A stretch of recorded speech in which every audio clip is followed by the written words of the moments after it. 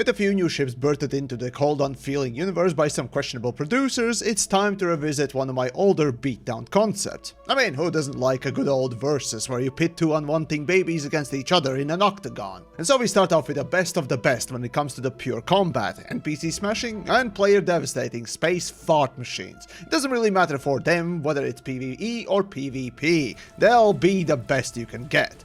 But which one should you pick? The age-old defending champ, the Fer-de-lance? The malformed, misshapen inbred cousin, Mamba? Or the new kid on the block that copied everything the champ did, Python MK2? How has meta combat landscape changed, and which one of the 50 million Death Star emulators rule while others drool? Well, let's take a look.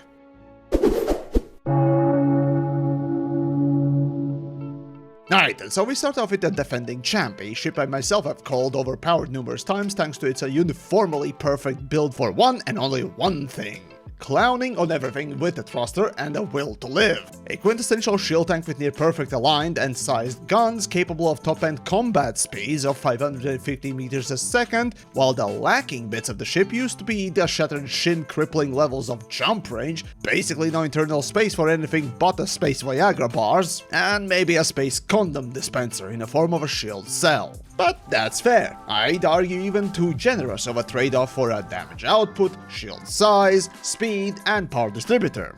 Still, we got the ship. I mean, not like Frontier will ever do a ship balance pass anyway, so we might as well exploit the game for all it's worth, right?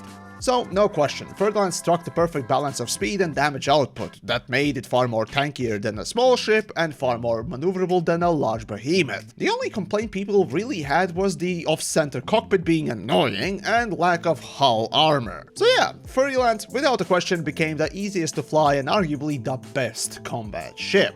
But how does it compare to the bastard incest cousin, Mamba? Well, basically it's the same ship internally with one or two curious changes, biggest of which being the removal of hard-coded maximum speed for medium ships, being slightly below 600 meters a second, with the exception of a clipper. Now see, because of this massive increase in speed, Mamba took other penalties, like for example less shields, and notably less maneuverability in all rotational speeds.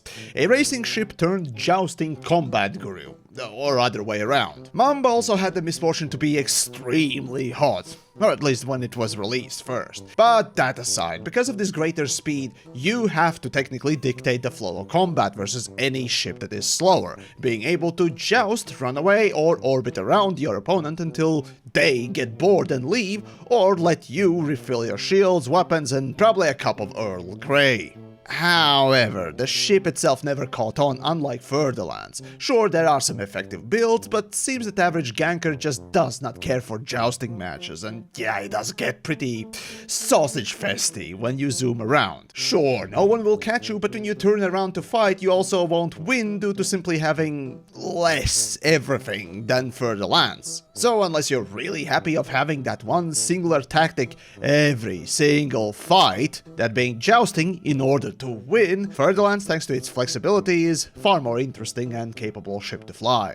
And then we come to the new kid on the block, the Python MK2, that beyond the looks is absolutely nothing to do with the stock Python, and instead is a blatant copy of Fer-de-lance. And if open play and swarms of Python 2s is any indicator, the copycat has nearly replaced the source. Now then, stat-wise, well, this might as well be the copy my homework and make it super obvious, okay? Now, sure, Python 2 turns slightly slower.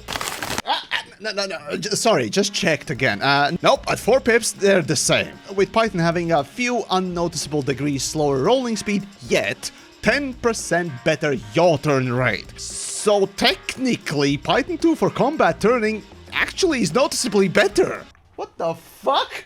Weapon-wise too, you get one extra hardpoint, which offers not only flexibility but overall damage. And then to top it off, Python also has a lot, and I mean a lot, further jump range. Not to mention SEO optimization as well, for good measure. It's downright usable levels of intact kneecaps, rather than the mangled and ruined Fer-de-lances. Oh, and with slightly sacrificed shield strength for more hull armor, Python 2 is a lot more balanced and capable version of Fer-de-lance, so no wonder people use it, and have near uniformly swapped to it.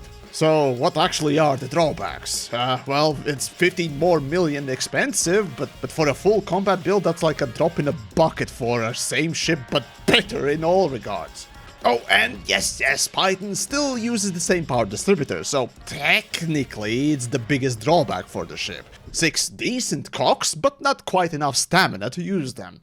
Except when you remember that efficient mods and kinetic weapons exist, and you don't need to run all plasma or laser builds. Now, from what I hear, Fer-de-lance is still more usable in organized PvP, but honestly that's like a small far cry for Python's clear wide adoption becoming the de facto king of combat. While Mamba was an interesting alternative take on the same ship, mandating more boring and restrictive playstyle to use the ship's full capacity, Python 2, yeah, it's a straight upgrade, especially outside of combat, thanks to the massive jump range boost. Now, frankly, it's hard to argue for using Fer-de-lance anymore. It seems that even your casual Johnny ganks a lot or Bobby pew pew at NPCs agrees. Throw that Fer-de-lance into the dumpster. Well, Mamba, well, it's still weird for weird people.